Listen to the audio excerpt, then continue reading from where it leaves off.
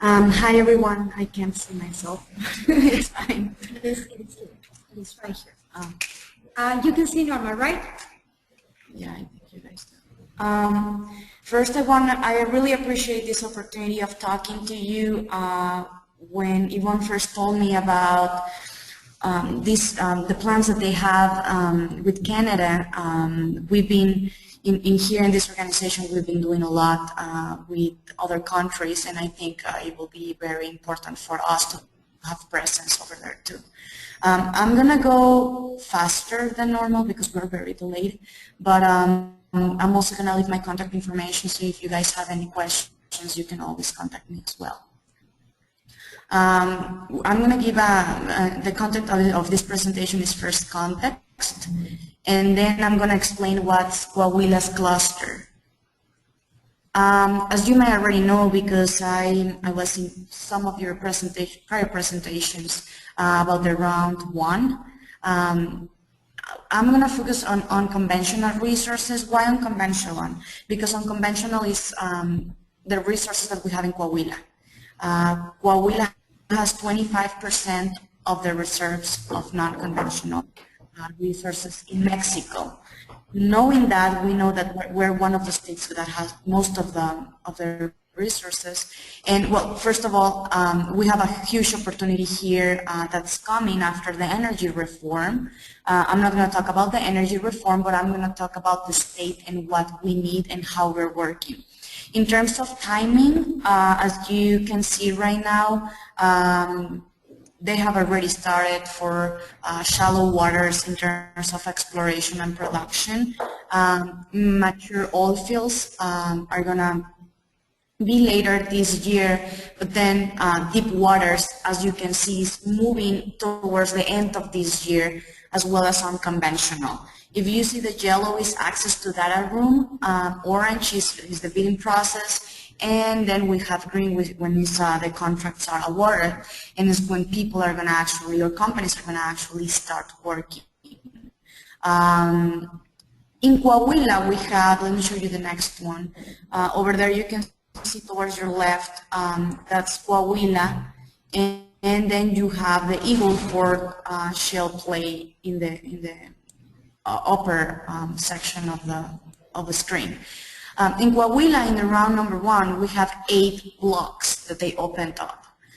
They're big blocks. They're 112 square kilometers. I don't know how to say miles, but it's big, big blocks. And as you can see over there, we're very close to the Eagle Ford. So basically, as you see how it has been developing, we are expecting that it's going to be happening the same in this area. And as we know, it's going to have a lot of challenges. Why? Because this region has no experience in the industry. There's not enough human resources. There's not enough knowledge about it. There's not enough knowledge about the environment, especially companies. Companies have no experience on this. Now you can see this as a huge challenge, but at the same time it's a great opportunity for companies overseas that already know how these markets work. If they want to come to Mexico and they want to do joint ventures, or if they want to, have contracts here and provide the know-how. Some of the main challenges that we see here is land rights. With the energy reform, everything is changing. So we have to educate common property here. The thing in Coahuila is that more than 50% of the land is common property, what we call ejidos. So we have to train people there with the new reform as how they're going to be working with their land contracts. It's not the same as it is in Texas. It's very different here. Community relations and social license. So that means that the community is seeing good results of the activity and they agree with it, and they give the government a license to proceed with the activity, so that we won't have people, blocking streets or blocking highways or everyone against the activity. So that's something that's a challenge too. Also water, as you may already know, in the fracking activity we use a lot of water, and there are a lot of challenges in terms of pollution of water in the environment. Another challenge is efficiency. We're talking about human resources. We don't have engineers with experience in this area. We have a lot of very well-known engineers for automotive industry, but we don't know. But so far, we don't have enough human resources. Innovation technology is also going to be a challenge. Supply chain and logistics. I'm in charge of the committee of supply chain in cluster. And basically, we're looking at all the companies in the area and how they can be integrated in the supply chain and infrastructure. We don't have enough highways. So knowing all this, the president of our organization created the cluster. He said, there are so many challenges going on. How are we going to be prepared? The president of the cluster is a nonprofit organization, and the president of the cluster is a former governor of Coahuila. He's also former president and CEO of Pemex. He has a great background and knowledge of this. So, And he's a PhD. Yeah, he's an economics PhD from Pennsylvania. He's worked for presidents of Mexico, and he's a very well-respected individual here in Mexico. And he thought of this as a nonprofit because he wanted a sustainable development, economic development in the area.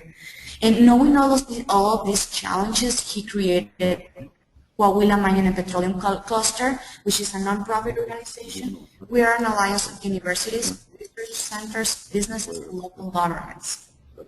So far, we have 17 municipalities. We have more than 70 companies and organizations. This slide is not updated.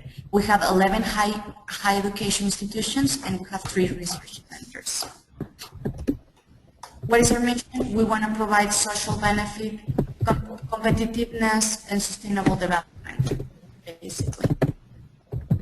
And knowing all of the challenges we have, the cluster works in 6 committees. We have human resources, we have infrastructure, supply chain, innovation technology, environment, and land rights. Basically, there's a director for every committee, and we're looking at working activities for every single one of them.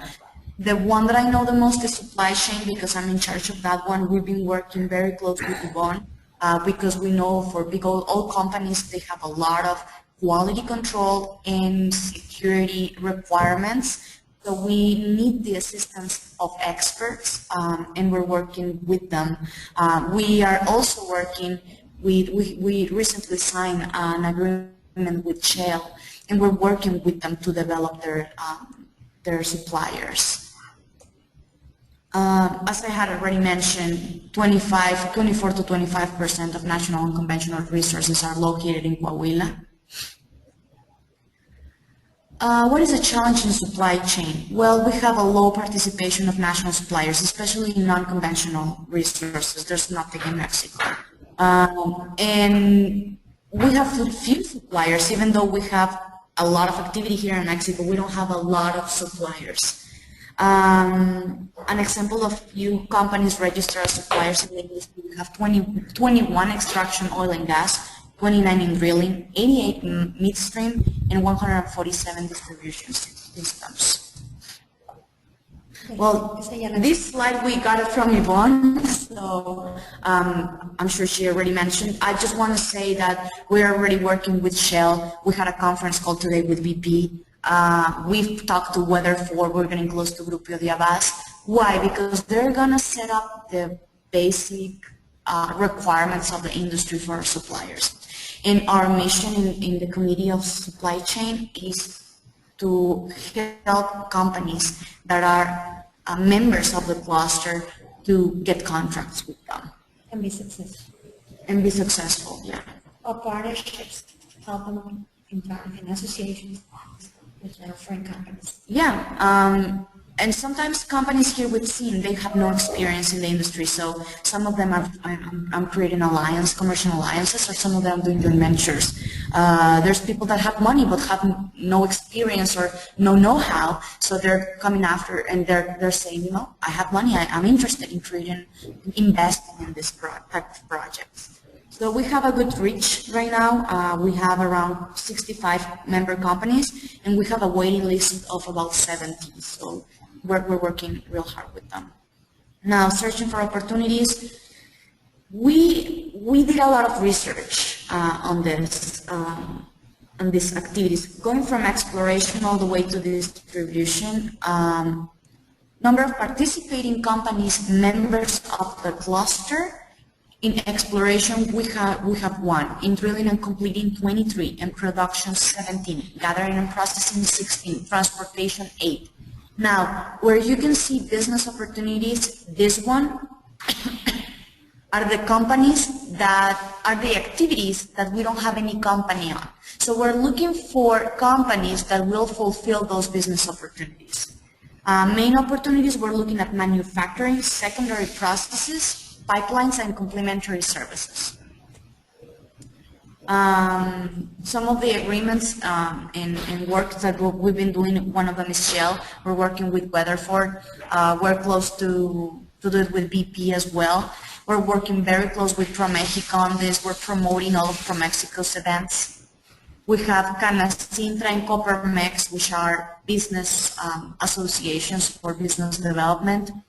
And we're also working with a finance association, executive finance association, because we know that if there's no investment or capital in this industry, then it's really hard to make it happen. We've been working for our member companies. We do a study of the companies. We create booklets for them. We do surveys. We create a teaser for them, technical sheets. We do market stuff. We help them a lot because most of them don't have a lot of experience and they want to become suppliers. So these are one of the things. This is a list of things that we've been doing for our member companies. We're working on training and certifications. Here Yvonne has been helping us on that. We're promoting joint ventures amongst companies from other countries. We're promoting business incubator-based model that we're working with an Israel company on that. We're promoting research and development in exploration and production activities as well. And that's it.